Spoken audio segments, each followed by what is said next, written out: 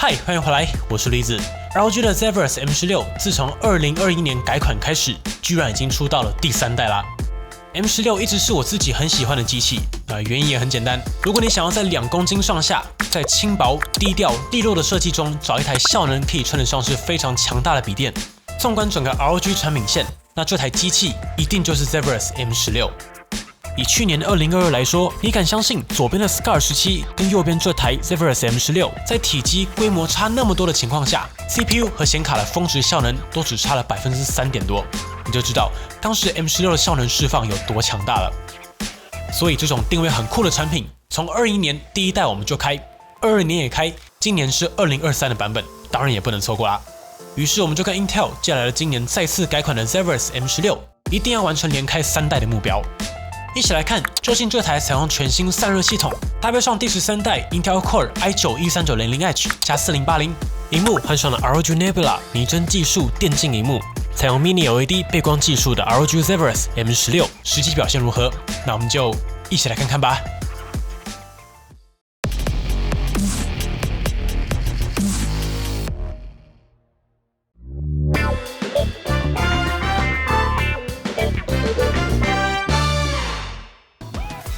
我们还是先来看外观。今年的 M16 整个设计 ID 跟过往还是比较接近的，所以我就不浪费大家时间，讲改变的重点就好。今年 ROG Zephyrus M16 在 A 面设计上依旧采用了点阵设计的金属上盖，大家仔细看，今年雾面处理的非常细腻滑顺，并且搭配上 A 面经过镜面抛光处理的一整圈亮面边框，质感也是整个好上一圈。重点来了。今年的 M16 也首次加上了 Enemy Matrix， 也就是在 G14 上面出现的点阵 LED 设计 ，ROG 称为动态编程 LED 显示器。会称为显示器，是因为你可以透过 A 面的 LED 灯组，客制化显示各式图案或是系统状态等等，并且跟新款的 G14 一样，都是采用更加细腻的 LED 模组，共计达到1711颗 LED。而如果你想要低调，那 Enemy Matrix 也可以随时关闭，变回低调的 M16。话说你们好不好奇，表面的这些 CNC 开孔总共有几个呢？没错，我自己也很好奇，所以我就一个直接上 ROG 官网看，总共有18710个开孔。远远看这些点阵也会组成 ROG 的招牌斜切设计，而在左下角 ，ROG 同样保留了经典的炫彩亮面名牌。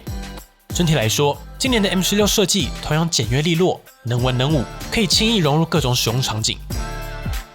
而在 I/O 接孔上，大部分的接孔都在左侧，包括电源接孔、一个 USB 4标准的 C 孔，同时这台用的是 Intel 的处理器码，所以这个 C 孔不免俗的也相容可以达到40Gbps 传输速度的 Thunderbolt 4，同时支援双 4K 60Hz 或单 8K 60Hz 的影像输出，以及 PD 3.0 的 C 孔充电。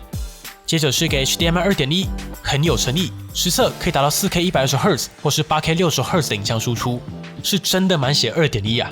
接着是个 USB-A 以及 3.5mm 音讯接孔，右侧则是有一个 UHS 2规格的 microSD 读卡机，速度快，但我还是觉得 M16 可以上全尺寸读卡机，因为我相信也有很多创作者会入手 M16， 全尺寸读卡机还是比较方便啦。接着是再一个 USB-C 接孔，同样有做到 DP 影像输出和 PD 充电，实测2个孔65瓦、100瓦都可以充，最高可以达到95瓦左右。接着来看重量，我觉得这就是今年稍微可惜的地方了。实测在我们手上4080的版本，单机达到 2.3 公斤，虽然还是比大多数的游戏笔电更轻，相较起过往2公斤出头的表现，今年大约多了200多克，一只旗舰手机的重量。说真的，拿在手上体感还是有差，不过也可以理解啦，毕竟今年在 A 面加上了 Enemy Matrix 点阵显示器，萤幕换上了 Mini LED 萤幕，内部也用上了更好的散热模组。每个都是让重量增加的魔王，无可避免。若是再加上原厂280瓦的充电器，实测大约落在 3.1 公斤左右。这个重量还是挺不错的，因为如果我们跟真正极致效能笔电对比，大概都是 3.7、3.8，接近4公斤。那3公斤出头的 M16 反而就算是比较偏轻的机种，还在可以带走的范围。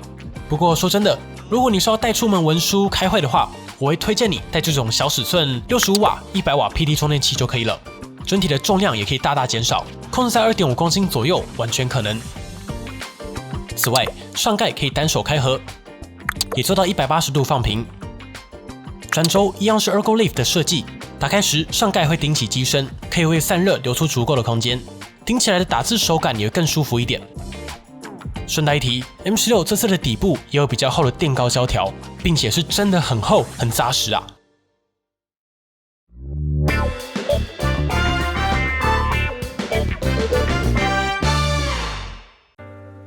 接着我们看到 B 面 ，M16 大家最有记忆点的，应该就是这块非常漂亮、边框非常窄、水平看近乎接近满版的萤幕了吧？并且不只是萤幕占比高 ，M16 的萤幕表现这几代其实也都很不错。今年最赞的地方是 ROG 没有停下来 ，M16 的萤幕又迎来了大改款的升级。ROG 不啰嗦，直接换上了 2K 240Hz 的 ROG Nebula 拟真技术电竞萤幕，并且采用的是 Mini LED 背光技术，也让对比度来到了200:1。萤幕更新率上则是达到240Hz。2K 240Hz 依旧是蛮平衡的选择，解析度够，更新率也够，日常体验非常流畅。即使是在游戏中，240Hz 也有很大的空间可以发挥。总而言之，今年在买 ROG 笔电的时候，可以直接看那些有标示100% DCI-P3 色域的 ROG Nebula 拟真技术机种，萤幕的普遍表现就在水准之上。但话说回来，今年2023款的 M16 最特别的地方就是采用了 Mini LED 背光技术。这边也帮不熟悉的观众简单复习一下什么是 Mini LED 背光萤幕。简单来说，过去的 LCD 萤幕只要打开萤幕，它背后的背光是必须保持开启的，所以在关灯的时候就可以看到一般笔电显示的黑色不是全黑，而是微微透着蓝光。而 Mini LED 之所以厉害，最大的原因就是萤幕背后藏了数千颗密集的 Mini LED 灯珠。以 M16 来说，在16寸之下就分成了1024个控光分区，每个分区的 Mini LED 都可以独立控制开关以及调整亮度。所以当我们显示黑色画面的时候，系统就会自动关闭分区，让画面显示全黑。而当有太阳照过来的时候，显示阳光位置的分区亮度也会瞬间提升，视觉上就像是有真的阳光照射在你脸上的感觉。这就是 Mini LED 目前最优势的地方，也就是亮度表现。以目前的笔电来说，我们说过，传统的 LCD 好一点的大约是500到600尼特。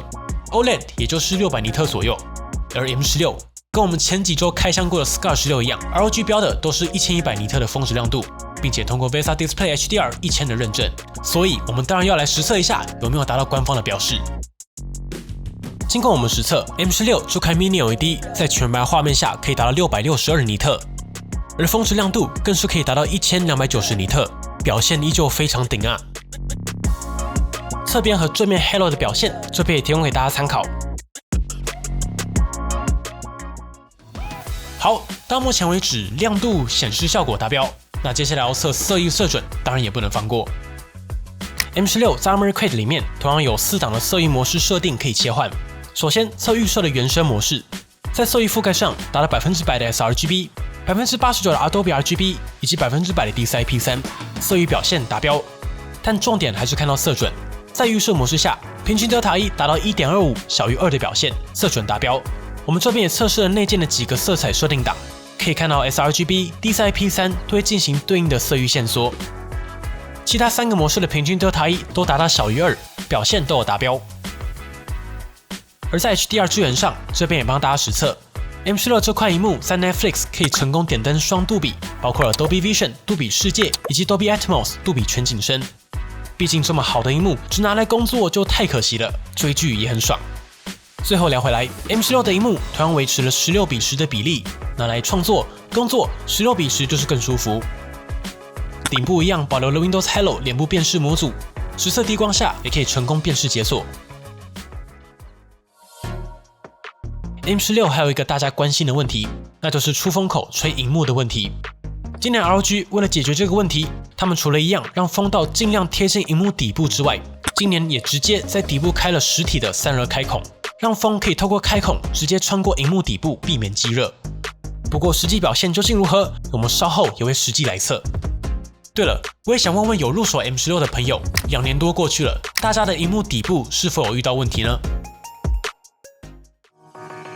接着看到 C 面。ROG 终于拿掉了先前触感舒服的雾面肤感涂层。为什么说终于呢？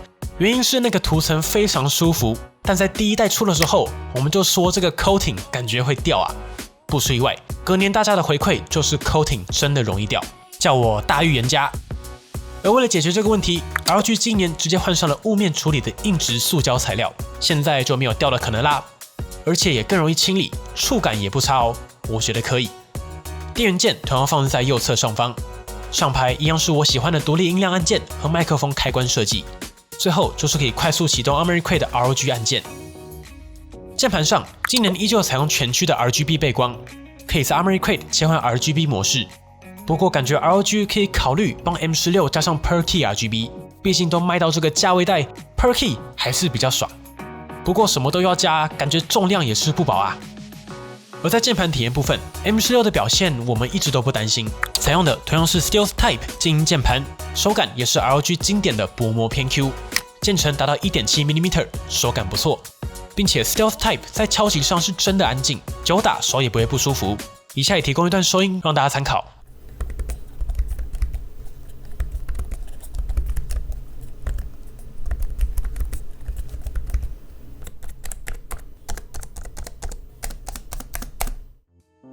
最后是触控板 ，M16 的触控板是真的好评，加大设计用起来就是舒服，并且表面处理细腻滑顺，绝对是第一梯队。触发上够利落，也有静音处理，体验很不错。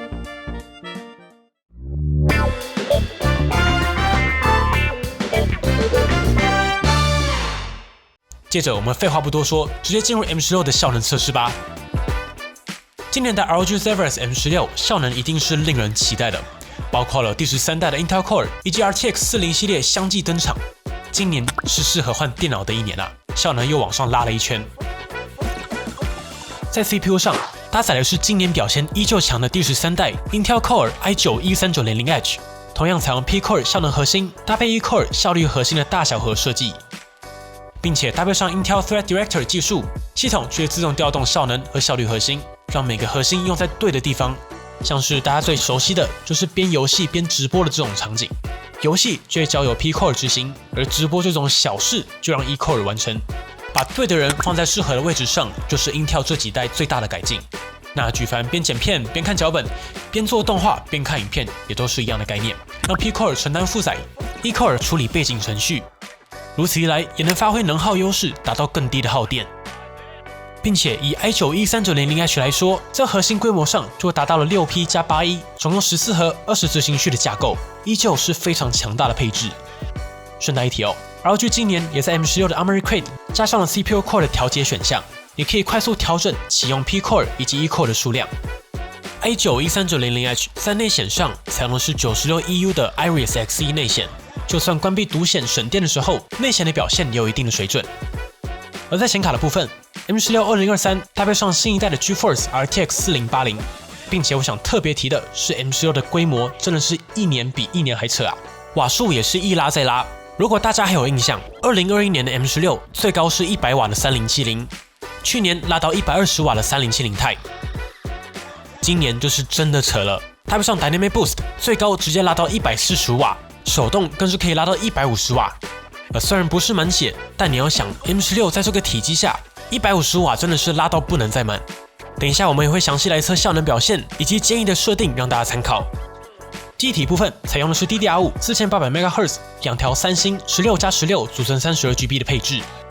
比较值得一提的是，今年 ROG 又解决了一个历史难题，今年没有 Onboard， 直接给了2个 SODIMM 的插槽，好评啊！意思就是如果你想要的话，也可以换上2条32GB， 直接组成64GB 的配置。储存空间部分，这次搭配的是三星的 1TB M.2 PCIe 4.0 SSD。实测情绪读写分别达到每秒7044以及5217 MB， 表现就是 PCIe 4.0 很好的水准。在通讯上采用的是 Intel 的 AX211， 硬体最高支援 WiFi 6E。而在散热上 ，M16 今年也迎来了大改款，用上了具有319个散热鳍片的全尺寸散热器。对比去年的 M16， 看这个鳍片的比例，整排的散热鳍片再看一次还是非常壮观啊！并且 M16 也加上了3风扇散热系统，放在这个位置刚好可以改善 GPU 和 VRAM 的风道设计，将热量更快的导到鳍片上。顺带一提，每个风扇的进气孔也都有搭配防尘滤网， CPU 也有用上液晶，进一步强化导热效果。最后搭配上7组热导管，整个散热堆料很猛。不过值得一提的是，最大的 M16在效能全开之下，风扇音量依旧是明显有感的，所以这边就要来讲重点了。M16 在 Armoury Crate 当中有静音、效能、极速3种档位，而今年一样，如果你是日常使用，那我建议你选择效能模式就好，极速模式有需要再开启。好，为什么我会这么说呢？答案就是风扇噪音。先说效能档位，在这个模式下，我们实测最大噪音大约控制在50分贝左右，也就是一般效能笔电大家可以接受的程度。而如果你开到极速模式下，整体的风扇就会达到61分贝左右，这个音量就真的是明显上来了。所以极速模式我只推荐在重度游戏或是输出的场景再开启，因为极速模式之下，系统会把整个 M16 的效能潜力完全炸出来。平常使用效能模式，整体的音量就会进入到比较容易忽略的范围。重点是，在这个效能档位时，效能释放还是很强啊。在 CPU 部分，多核大概也只差了 3.8%， 这也已经比市场上大部分2公斤级距的 i9 13900H 释放好上了 15% 以上了。GPU 大约差5%到6%左右，但是使用体验真的好非常多。反正 M16 目前3代的调教都一样，你要狂野，那它就给你极速模式；你要舒服用，那就是选效能模式。不过感觉 ROG 之后可以思考一下，是不是可以继续从风扇下手，降低噪音，或是把模式档位的说明标示清楚，引入自动切换的功能等等。要不然大家就算不需要效能的时候，也一定会直接选极速，然后就觉得很吵。好了，接着我们来看 CPU 的表现。首先看到 Cinebench R23， 今年的 M16 在效能释放上还是比较猛的，单核达了2047分，相当起上一代提升了 6.5%， 多核更是来到了19193分，提升来到了 5.4%。不过12、13代的规模本来就差不多，表现就是预期之内，但 ROG 的释放依旧是很激进的。对比2公斤级距的其他 i9 13900H， 大约落在15000分左右的表现， M16 的峰值效能也是强了 27%。如果是隔代升级的朋友，对比11代提升了 55%， 也对比第10代的桌机平台 i9 10900K 强上了 16%。总之13代 H45 还是守好轻薄高效能的定位，稳定成长。帮大家实测 M16 在 Premiere Pro 当中的输出表现，采用总长10分钟的 4K 原片，经过简单的调色及混音，最后输出预设的 YouTube 4K 选项。这个项目主要就是吃 GPU 加速，搭载4080的 M16， 在这个项目中只花了172秒就完成了10分钟的 4K 输出，相当起4070再快了 29%。这也是为什么我们一直说，如果你买来主要是用来创作需求，那就上4080的原因。综合下来 29%， 接近30%的效率提升，还是非常可观的。你想一想，来来回回输出省下的时间，都可以再追几集 Netflix 了。我们接着来看游戏的效能表现。首先看到 3D Mark Time Spy， 今年 M16 搭载140瓦的 RTX 4080，拿下15057分，与满血版170瓦的4080差异大约来到 19%。不过即使如此，也还是比上一代的175瓦满血版笔电端卡皇3080 Ti 快上了 10.9%， 更比同样150瓦的3080快上了 22%。40系列的能耗表现是真的不错，但 M16 在这个体积下有着如此的效能输出，其实也是蛮不得了了。压力测试上，我们直接跑 3D Mark Time Spy 20轮测试，稳定性达到 98.8%， 全程 GPU 温度大约落在74度。CPU 则是控在77度左右，实际测量机身温度最高温还是落在风口，来到 51.9 度，而键盘的按压区域左右两侧控制在30度以下，中间温度偏高。而在大家关心的出风口直吹萤幕温度，最高温其实是在边框上，最高落在 50.9 度左右。这个时候风扇急速运作下，大约会达到61分贝。就如前面提到的，急速的噪音真的偏大，平常建议选择效能模式就很够了。在效能模式下，稳定性来到 98.2%， 全程 GPU 温度大约落在71度， CPU 则是69度，最高温比极速高一点，来到 53.8 度。重点还是噪音，这个时候音量会有感下降到50分贝左右。重点说完，我们接着来看游戏实测。今年的 M16 同样有 Max 独显直连的功能，所以我们首先来测对延迟敏感的 CSGO。主要就是看 Max 开启前后的差异。在开启之前表现就很强了，来到平均494帧。Max 开启后则是突破了600帧大关。接着是 Forza 5 ，Full HD 之下完全没有压力。Full HD 最高档位的极端画质加光追设定，轻轻松松达到121帧。开启 DLSS 都来到接近200帧了。我们直接测 2K 超高画质搭配高光追，在不开 DLSS 之下 ，M16 就已经轻松跑出了平均124帧。就算把画质开到最满的 2K 极端画质，光追同样设定为高，不需要 DLSS 就有平均112帧的表现。而开启后更是来到了163帧，145瓦的4080在 2K 之下，游玩 Forza 5还是完全没有压力的。接着跑 God of War 战神 ，Full HD 之下开到最顶的极高画质，平均达到97.4帧，没压力。所以直接开到 2K 高画质，不开 DLSS 之下，一样是轻松破100帧的表现。开启 DLSS 之后，可以达到平均125帧。接着把画质推满，选 2K 极高画质 ，DLSS 不开，来到了平均79帧，依旧顺跑。开启 DLSS 之后，也是轻松破100帧。接着来看光追比较重的 Ghostwire Tokyo 鬼线东京 ，Full HD 之下完全没有压力，直接开满电影画质加电影光追，这个时候平均来到96帧，没压力。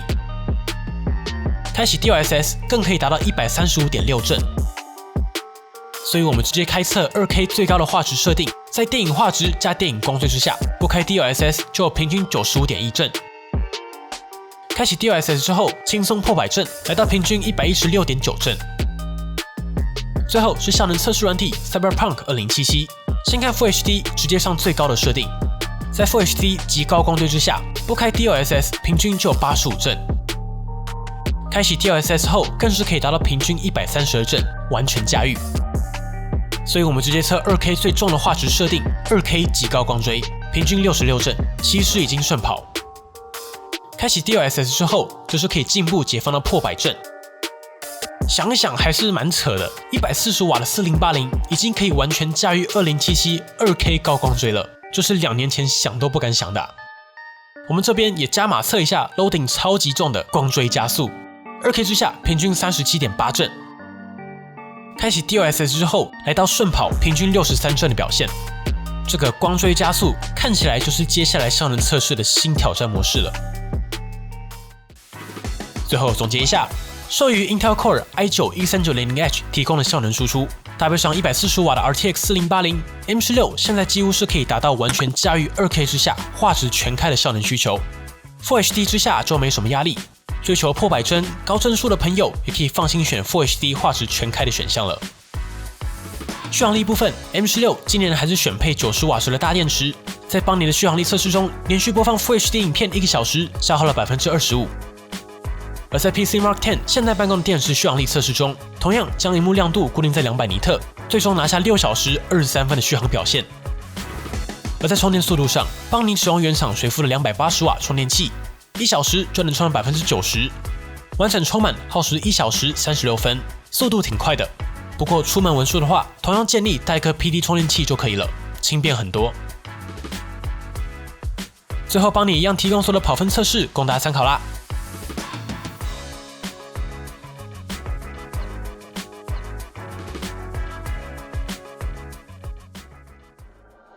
整体来说，今年的 M16 虽然同样披着低调的外观设计，但依旧不减效能笔电的狂野本色，整体的效能释放非常可观，并且第13代 Intel Core i9-13900H 搭配上4080这个组合，就是能文能武，可以胜任专业生产力，也可以在游戏中完全释放效能。反正今年 Intel 的 CPU 效能表现依旧不错，最近有要买笔电的朋友，可以优先去看用上第13代处理器的机器。并且我想特别提一下 ，ROG 今年搭配的萤幕是真的都挺有诚意的，而且有料啊！像是今年的 M16、SCAR16 都直接上了 2K 240Hz 采用 Mini LED 背光技术的 ROG Nebula 拟真技术电竞萤幕。对了，如果你今年要入手 ROG， 一定要记得关注介绍页有没有 Nebula 拟真技术这几个字。如果有冠上这几个字的话，那这台笔电的显示表现普遍来说就会在水准之上。关于 M16 这台机器，唯一一个建议。就是还是推荐大家平常使用选择效能模式，可以获得更好的使用体验。而如果是要效能全开，输出影片、输出3、4D 作品的时候，再切换到极速模式，发挥完整的效能潜力。不过整体来说，今年的 M16依旧是2公斤左右级距当中效能释放非常生猛的一台机器。它不只是全能，而是真的狂野。好了，本期节目就先到这边。如果还有帮你没有说到，或是你想知道的部分，欢迎底下留言一起讨论啦。最后的时间，不免俗的提供外放喇叭的表现测试让大家参考。这一代的 M16在外放效果中依旧在水准上，采用6扬声器的设计，并且有2颗重低音喇叭。最大音量大约落在88分贝左右。以下帮你提供一段实测供大家参考啦。